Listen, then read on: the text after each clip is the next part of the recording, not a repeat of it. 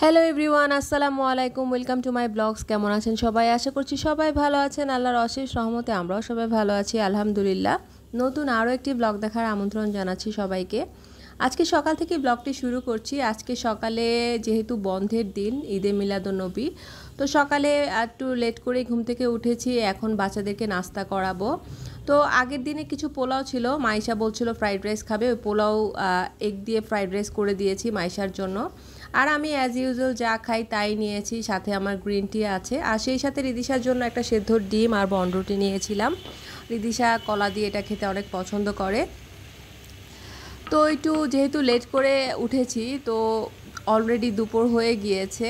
তো আমরা নাস্তা করার পরপরই কিচেনে চলে গিয়েছিলাম, খালাও চলে এসছে। তো ভাবলাম আজকে কি রান্না করা যায়। যেহেতু আগের দিন পোলাও মাংস খাওয়া হয়েছে, তো এখন আর নতুন করে পোলাও মাংস রান্না করতে ইচ্ছে করছিল না। ভাবলাম যে মাছ রান্না করব। তো এই জন্যই ফার্স্টে ডাল রান্না করে নিয়েছি, আর সেই সাথে হচ্ছে করলা ভাজি করেছি। অনেক দিন ধরে সবজি খাওয়া হচ্ছিল না, শুধু মাংসই খাওয়া হচ্ছে। তো আজকে ভাবলাম যে একটু মাছ রান্না করি বেগুন, আলু আর টমেটো দিয়ে। তো এই জন্যই বেগুন আর টমেটো দিয়ে মাছটা রান্না করে নিচ্ছি। তো রান্না করার সময় হঠাৎ করে চিন্তা করছিলাম যে আজকে তো ঈদে মিলাদুন্নবীর বন্ধ দিল। তো ঈদে মিলাদুন্নবী উপলক্ষে স্পেশাল কোনো রান্না করিনি। ভাবছিলাম যে বিকেলে বাচ্চাদের জন্য নাস্তার আইটেম করা যাবে। তো এর মধ্যে আমার সব কিছু রেডি করা হয়ে গিয়েছে। লাঞ্চ অলরেডি সার্ভ করে নিয়েছি টেবিলে, দেখতেই পাচ্ছেন। বেগুন, আলু, টমেটো দিয়ে রান্না করা মাছ আর ডাল, আর সেই সাথে ভাজা মাছ আর করলা ভাজি। তো এরই মধ্যে আমার হাজব্যান্ড কয়েক প্যাকেট বিরিয়ানি নিয়ে এসছে। তো আমি আবার চিন্তা করছিলাম যে এই বিরিয়ানির প্যাকেটগুলো যদি আমি লাঞ্চ রেডি করার আরও কিছুক্ষণ আগে নিয়ে আসতো, তাহলে আর আমার কষ্ট করে লাঞ্চ প্রিপেয়ার করতে হতো না। তো যাই হোক, কিছু করার নেই, যেহেতু এনেই ফেলেছে, তো ভাবলাম যে বিরিয়ানি থাকতে শুধু শুধু কেন আমরা ভাত তরকারি খাবো। আর আমার বাচ্চারা তো অসম্ভব পছন্দ করে বিরিয়ানি। তো এটা দিয়েছিল হচ্ছে আমাদের পাশের বিল্ডিংয়ের আমাদের পরিচিত রিলেটিভ। তো যাই হোক, এটা রিদিশার জন্য দিয়েছে। আর এই 3 প্যাকেট হচ্ছে আমাদের, যেহেতু হাজব্যান্ডের ফ্যামিলি হচ্ছে রাজনীতির সাথে সম্পৃক্ততা আছে, তো আমাদেরই একটা প্রোগ্রাম ছিল, ওখান থেকে বিরিয়ানিগুলো সবাইকে দেওয়ার পর তারপর আমাদের বাসার জন্য নিয়ে এসছে 3 প্যাকেট। তো যাই হোক, তো আমরা এখন বিরিয়ানি খাবো। তো এরই মধ্যে দেখলাম মিছিল অলরেডি চলে এসছে আমার বাসার সামনে। তো এখানে আমার হাজব্যান্ড, আমার ভাসুর সবাই ছিল। তো মিছিল ওরা র্যালি বের করছিল আর কি।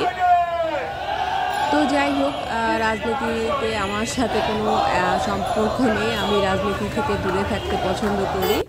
তো যাই হোক, এখন আমরা সবাই মিলে লাঞ্চ করব। তো আজকে যেহেতু কপাল ভালো, তো সেই উপলক্ষে এখন আমরা বিরিয়ানি খাওয়া স্টার্ট করে দিলাম। আর বিরিয়ানি থাকবে অথচ কোক থাকবে না, তা তো হয় না। তো আমার হাজব্যান্ড সাথে আবার কোল্ড ড্রিঙ্কসও নিয়ে এসছে, আর আমি এরই মধ্যে সালাদ প্রিপেয়ার করে ফেলেছি। তো সবাই মিলে একসাথে আজকে বিরিয়ানি দিয়ে লাঞ্চ করলাম। তো এদিক দিয়ে আমি একটু রেস্ট নিয়েছি লাঞ্চ করার পর। তারপর বিকেলে চলে গেলাম আবারও কিচেনে।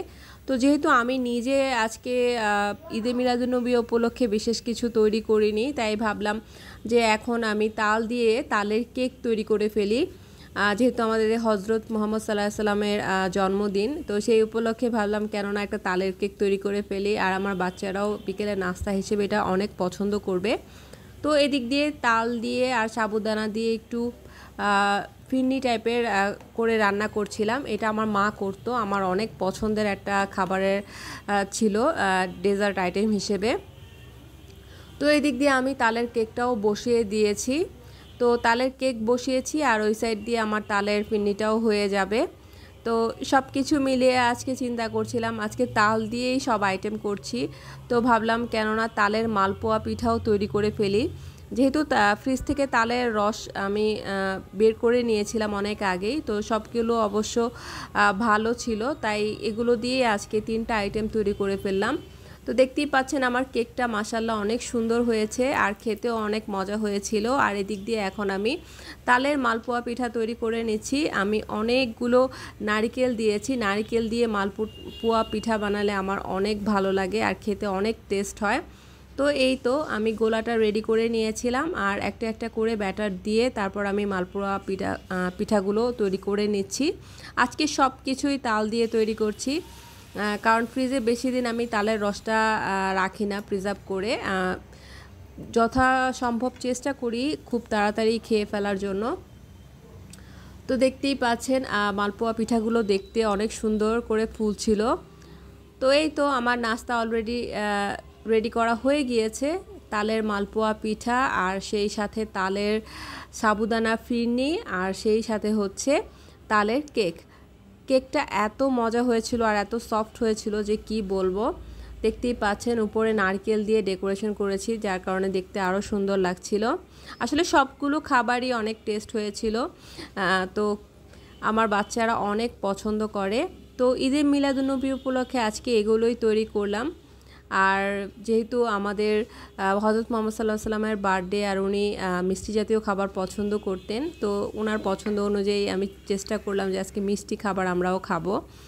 তো যাই হোক, এখন সবাইকে আমি রেডি করে দিচ্ছি, মানে সার্ভ করে দিচ্ছি আর কি। তো আমার মেয়েদেরকে আমি যদি প্লেটার সাজিয়ে দেই, ওরা সেটা বেশি পছন্দ করে, আগ্রহ নিয়ে খেতে চায়। আমরা যে কোনো খাবারই যদি একটু সুন্দর করে সাজিয়ে পরিবেশন করি, তাহলে বাচ্চাদের খাওয়ার আগ্রহটা দ্বিগুণ হারে বেড়ে যায়। তো আমি চেষ্টা করি সেটাই করতে, যাতে আমার বাচ্চারা অনেক আগ্রহ নিয়ে খায়।